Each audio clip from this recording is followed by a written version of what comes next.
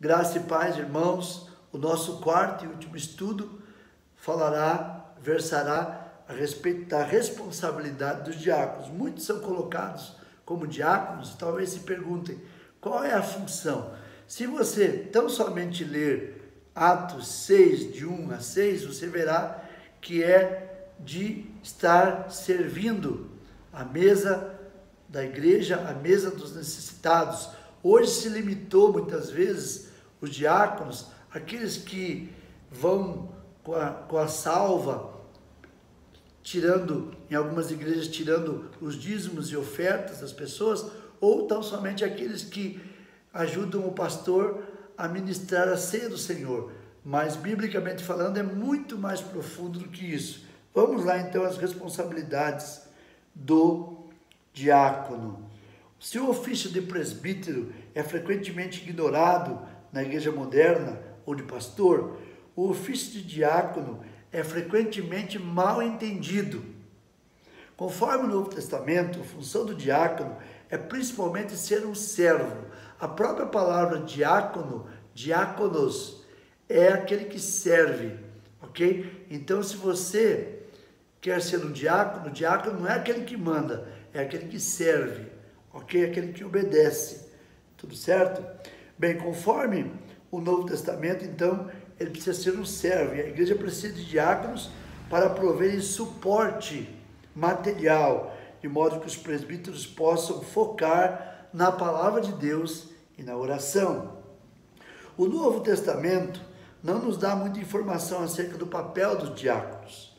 Os requerimentos dados em 1 Timóteo 3, de 8 a 12, focam no caráter, que nós já vimos, né? E na vida familiar do diácono. Existe, contudo, algumas dicas quanto à função dos diáconos quando os requerimentos são comparados àqueles dos presbíteros. Então, a diferença entre o que vai fazer um pastor, um presbítero e um bispo para aquilo que vai fazer um diácono.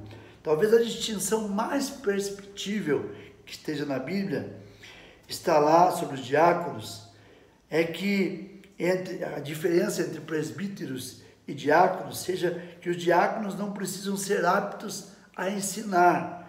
1 Timóteo 3,2 nos fala a respeito disso.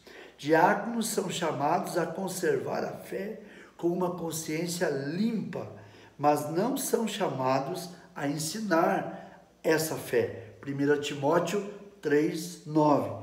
Isso sugere que os diáconos não têm um papel de ensino oficial na igreja. Isso é uma coisa importante que você entenda. Embora Paulo indique que o indivíduo deva ser testado antes de poder exercer o ofício de diácono, 1 Timóteo 3,10, o requerimento de que ele não seja um neófito não está incluso. Neófito, quem é que é neófito? Uma pessoa que acabou de se converter, acabou de aceitar a Cristo ou acabou de se batizar. Um novo convertido é o sinônimo da palavra, ou a explicação da palavra neófito. Paulo observa que se o diácono for um recém-convertido, pode ocorrer que ele se soberbeça, se orgulhe e incorra na condenação do diabo. 1 Timóteo 3,6. E isso eu poderia dizer para todos os cargos da igreja, não é? Muitas vezes, por necessidade, nós pastores colocamos as pessoas neófitas na frente do trabalho, e às vezes isso traz uma soberba, que por causa da falta da maturidade, da experiência. Então, uma implicação dessa diferença poderia ser aqueles que exercem o ofício de presbítero são mais suscetíveis ao orgulho, porque possuem liderança sobre a igreja. Ao contrário, não é provável que o diácono, o qual se acha mais em um papel de servo, caia no mesmo pecado. Frequentemente, o título bispo de 1 Timóteo 3,2 implica a supervisão geral do bem-estar espiritual da congregação, ao passo que ao diácono implica alguém que possui um ministério orientado para o serviço. Além do que podemos vislumbrar dessas diferenças nas qualificações, a Bíblia não indica claramente a função dos diáconos. Contudo, baseado no padrão de Atos 6, como os apóstolos e os 7, parece mesmo enxergar os diáconos como servo que fazem o que for necessário para permitir que os presbíteros cumpram o seu chamado divino de pastorear e ensinar a igreja. Então, quais são alguns deveres pelos quais os diáconos devem ser responsáveis hoje? Eles poderiam ser responsáveis por qualquer coisa que não seja relacionada ao ensino e ao pastoreio da igreja. Então, diácono não é nem para ensinar e nem para pastorear a igreja. Quais são, então, essas funções? Primeiro, sobre as instalações. Os diáconos, eles podem ser responsáveis por administrar a propriedade da igreja.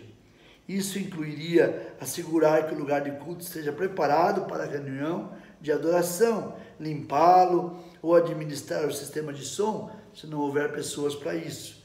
Benevolência, semelhante ao que ocorreu em Atos 6, de 1 a 6, com a distribuição diária em favor das viúvas, os diáconos podem estar envolvidos em administrar fundos ou de outras formas de assistência aos necessitados. Eu diria que aqui está o papel principal: benevolência.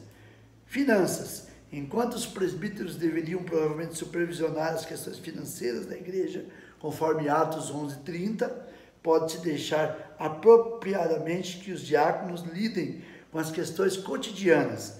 Isso incluiria coletar e contar as ofertas, manter registros e assim por diante. Hoje é óbvio que nós temos também os tesoureiros que fazem isso. Introduções. Os diáconos poderiam ser responsáveis por distribuir boletins, acomodar a congregação nos assentos ou preparar os elementos da comunhão. E, em último lugar, a logística. Os diáconos deveriam estar prontos a ajudar em uma variedade de modos, de modo que os presbíteros ou pastores possam se concentrar no ensino e no pastoreio da igreja.